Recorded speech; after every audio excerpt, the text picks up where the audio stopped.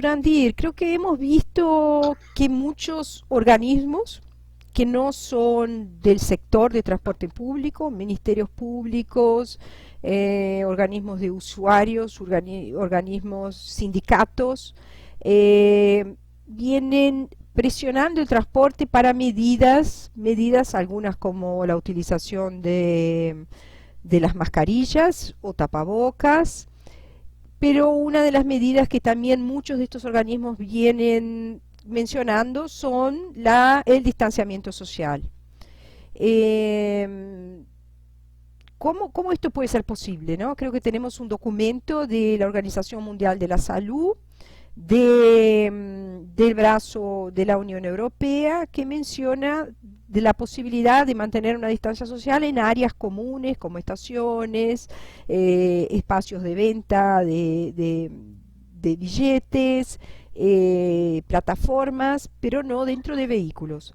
Y algunas ciudades vienen tomando estas medidas o vienen siendo presionadas por distintos organismos que no, en su gran mayoría no relacionados al transporte, que están demandando este distanciamiento social y a veces hasta sin un criterio, digamos, científico. ¿Cómo ves esto? ¿Cuál es este tema y cómo esto puede afectar los transportes en América Latina? Bom, em primeiro lugar, não adianta baixar normas que sejam irrealísticas, não factíveis, não praticáveis. Isso é muito próprio de dois tipos de personagens. Ou aquele justiceiro que acha que com a justiça e com aquele grau de altruísmo que ele tem, ele está fazendo bem. Então ele baixa uma regra, ou ele cobra através de uma penalidade judicial, que tem que ter somente pessoas sentadas, tanto no metrô quanto nos ônibus e tudo mais. A pergunta que se faz é o seguinte: se voltarmos a ter 80% dos passageiros, nem vou dizer 100%, 70%, 80% dos passageiros, como é que nas horas de pico todos poderão estar sentados? Ninguém responde essa questão. É preciso que alguém responda. Ah, sim, mas então aumenta a oferta. Coloca mais metrô, coloca mais ônibus, coloca mais trens. Dois problemas. Financeiro, quem que vai arcar com todo esse custo? Isso se fizermos a hipótese que nós já temos um material rodante, que os ônibus já existam. Quem que vai manusear e vai cobrir esse custo de você dobrar a oferta e deixar a demanda em 80%? Como? Primeira coisa. Segundo ponto, há espaço para que essa oferta seja, espaço operacional para que essa oferta seja praticada? Os metrôs de São Paulo, por exemplo, nos horários de pico, já trafegam com distância, com headway, com distância entre carros, entre composições, de 120, 110 segundos. Dá para passar para 60 segundos, para 55 segundos? Não dá.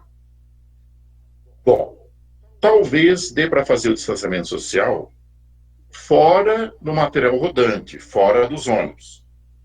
Cobrir um pouco a questão das plataformas, dos terminais, dos pontos de ônibus. Mesmo assim, não é fácil. O que era preciso fazer, obviamente, mas não é assim da noite para o dia, era juntar todo o mecanismo de trabalho em casa, home office, teletrabalho, ensino à distância, e ao mesmo tempo fazer um escalonamento horário de toda a sociedade. Tanto é que isso é impossível fazer por lei. Não se baixa um decreto que resolva nada disso. Algumas pessoas ingênuas falam assim: por que não faz escalonamento horário?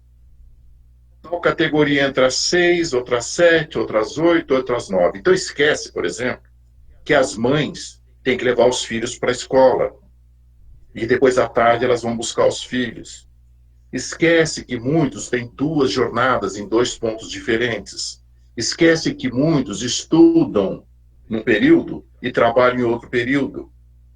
Então, a sociedade ela já está organizada há mais ou menos 50, 60, 70 anos, os últimos 70 anos, se organizou dessa forma, e não é a partir de um decreto que ela vai se reorganizar. Então, tem que haver uma compreensão, tem que haver uma humildade pela ignorância de tantos. Tem muita gente ignorante dando palpite. Temos que ter muita humildade para dar passos pequenos para buscarmos uma situação mais segura e factível. Porque eu nem sequer eu falei aqui no que deveria ser o ponto zero. O ponto zero. Alguém já pensou se está resolvida a questão da sobrevivência de todas essas empresas que passaram esses 90 dias sem receita, ou com receita a 20% apenas da receita, ou algumas em menos de 20%, outras que já fecharam, com todos os empregados que foram demitidos? Alguém já pensou nisso? Então, há uma série de etapas a serem resolvidas. E outra coisa que nós não podemos esquecer, é que nossos países, América Latina em geral, vão sair desta fase da pandemia empobrecidos. Nós vamos ter perdas no produtos internos brutos, nos PIBs regionais. Nós vamos ter perdas de emprego, muita gente estará desempregada. Então, nós temos que resolver uma série de problemas ao mesmo tempo. Então, há que se ter humildade de não propor situações mirabolantes, como se, por exemplo, daqui para frente, eu gostaria só de viajar na classe executiva dos aviões. Eu não quero ninguém perto de mim. Óbvio, maravilhoso. Há alguma lei que resolva esse problema? Por que você acha que no metrô e no ônibus há a possibilidade de todo mundo andar sentado? Se, na verdade, por exemplo, nos metrôs e nos trens, metrôs principalmente, onde as distâncias são mais curtas e as viagens são mais rápidas, geralmente é 1/3 sentado e 2/3 em pé. Então, nós teríamos que ter triplicada a oferta. Então, há que se tomar muito cuidado para não se falar muitas questões e não se impor muitas questões inviáveis de se praticar.